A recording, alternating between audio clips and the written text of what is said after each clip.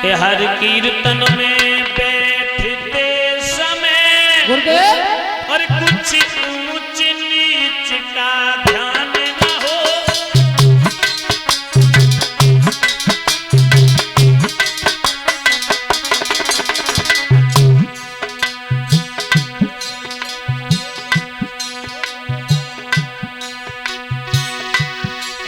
हर कीर्तन में बैठते समय कुछ ऊंच नीच का ध्यान न हो। अपने धन का, अपने घर का, अपने बल का अपमान न हो।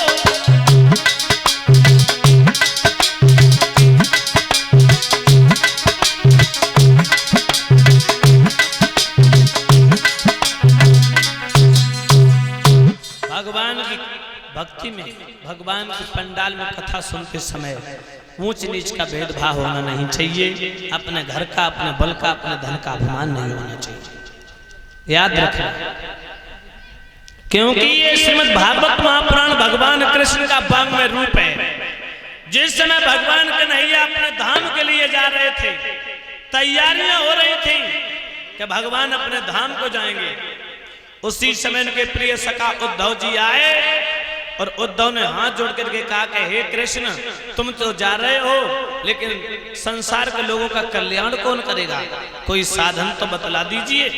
उसी समय भगवान ने कहा कि हे उद्धव, मैं अपना वाङ्मय रूप इस भागवत महापुराण में समायोजित किए देता हूँ। जो भी भक्त हमारी कथाओं को सुनेगा, हमारी गाथाओं को गाएगा, वो इस भवसागर से पार हो जाएगा। वहां हमेशा आनंदमय घड़ियां खिलेंगी, मंगल में जीवन यापन होगा।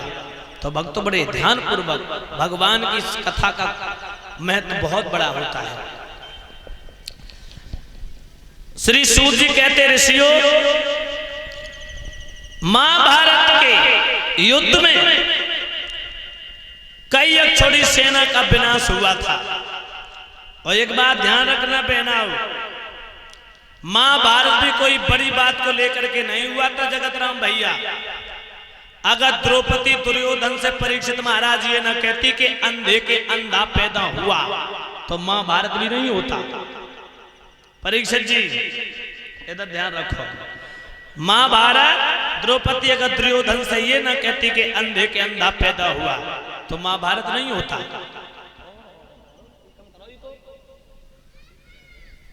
और कहना भी नहीं चाहिए था, क्योंकि अपने बड़ों से कभी ऐसे शब्द माताएं बहनों को नहीं बोलने चाहिए जिससे उनका स्वाभिमान नीचा हो, उनकी आत्मा दुखे, उन्हें कष्ट हो, अपमान हो।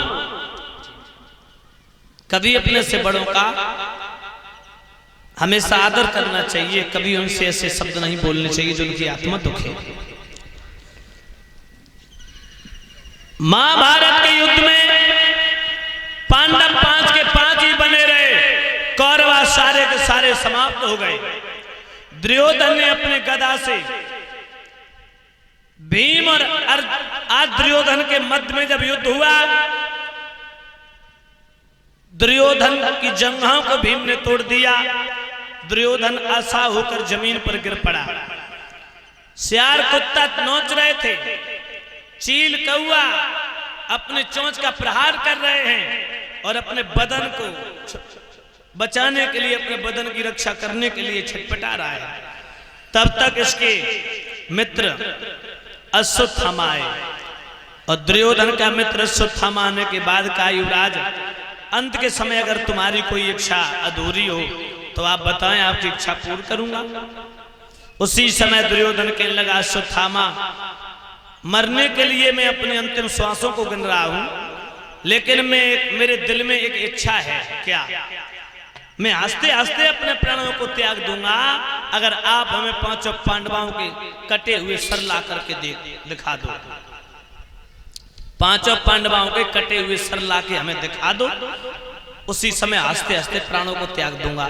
ये बात दुर्योधन ने अश्वत्थामा से कही। अश्वत्थामा कहने लगा, चिंता मत करो युवराज, मैं अभी जा रहा हूं और तत्काल 5 पांडवों के सर काट करके लाऊंगा। अश्वत्थामा चला। रात्रि का समय है। इधर भगवान कन्हैया ने माता और बहनों एक चाल चल दी।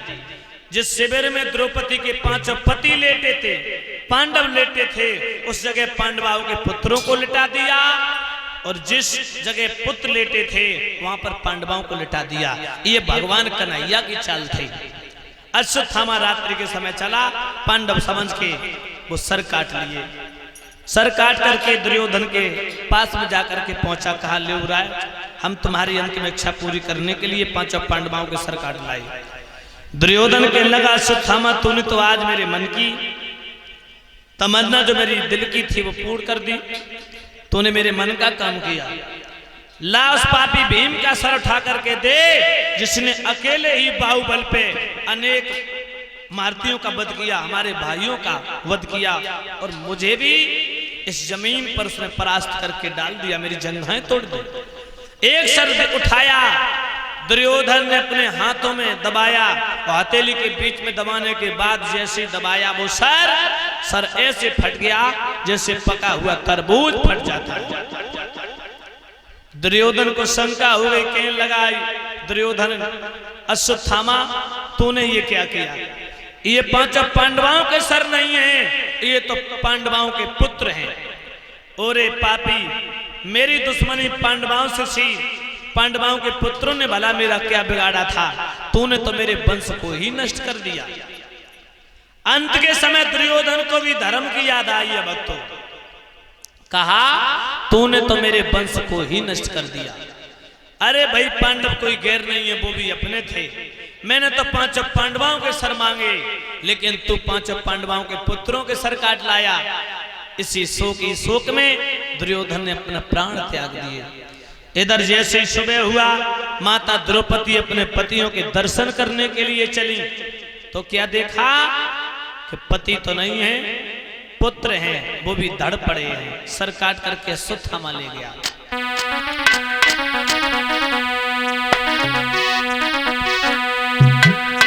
के डेरों में रक्ति बह रहा है और हर अबला खड़ी रो रही थी।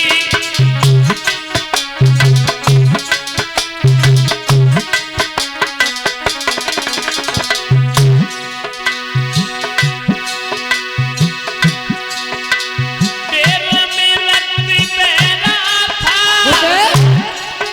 हर अबला खड़ी रो रही थी।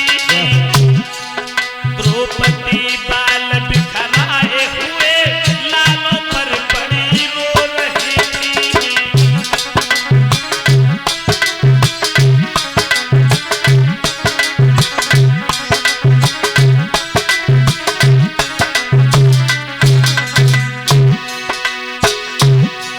मोहन से बोली वो करके, नटबरिया ओ बेकाबी है। क्या इस खेल तुम्हारे में और कसर भी बाकी है?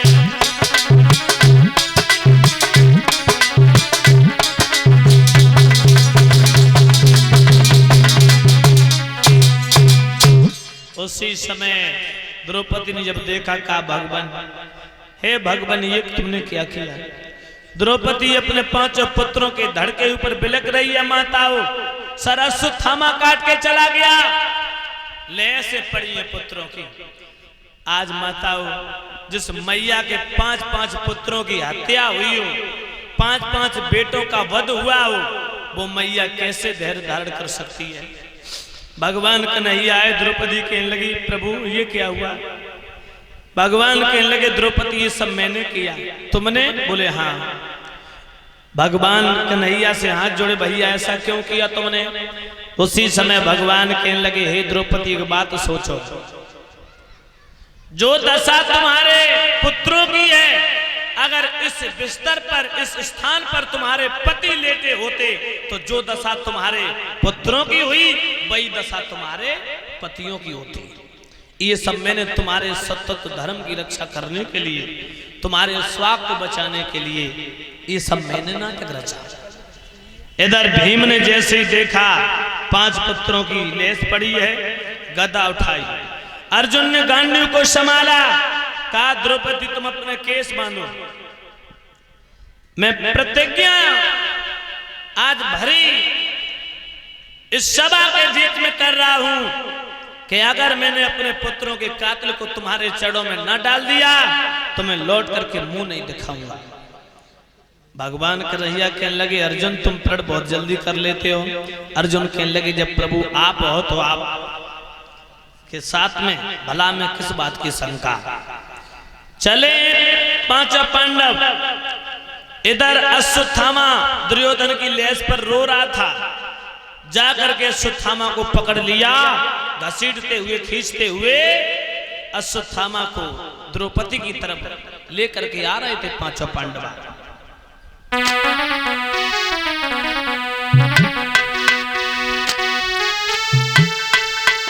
बेचारा रथ में बंधा हुआ नीचे सिर किए आ रहा है। मानो कोई कैदी जबरन से फांसी के लिए जा रहा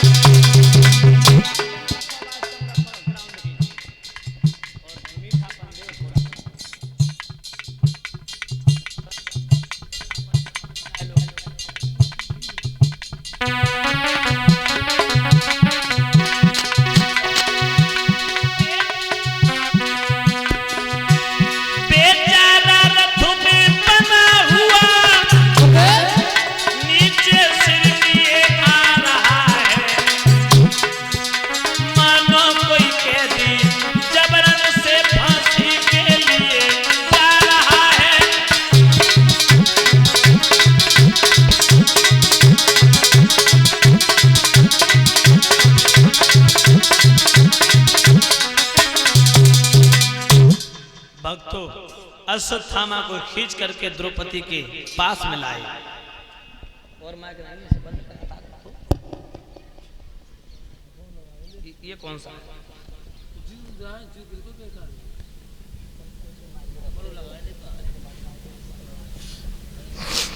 माता बहनों भाइयों, अश्वत्थामा हाथ जोड़ करके खड़ा हो गया द्रौपदी के सामने। पांचों पांडवों ने अब मन में विचार विमर्श किया।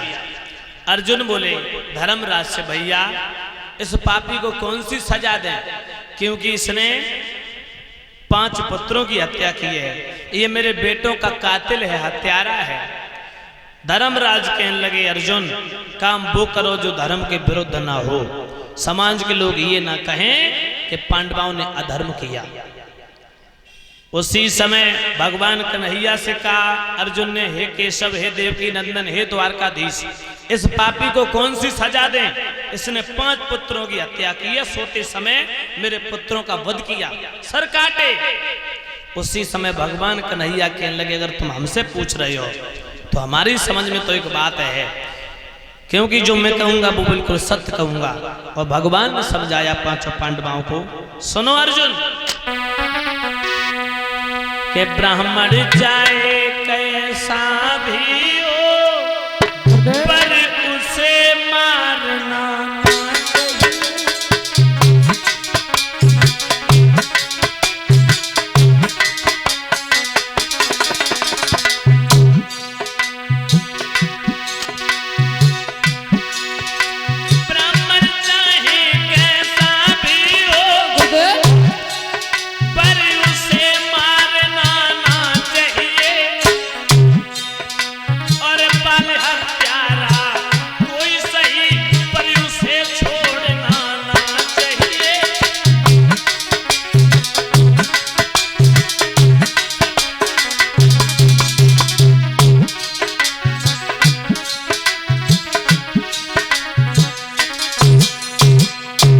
भगवान कहने लगे अर्जुन ब्राह्मण चाहे जैसा भी उसे मारना नहीं चाहिए, और बाल हत्यारा कोई सही उसे छोड़ना भी नहीं चाहिए।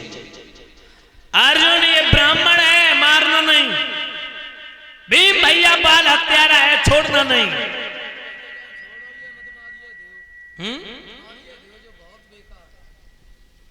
अब तो पांडवा समंजस में पड़ गए, बोले मारना भी नहीं छोड़ना भी नहीं, दो तरीके की बातें भगवान ने करी।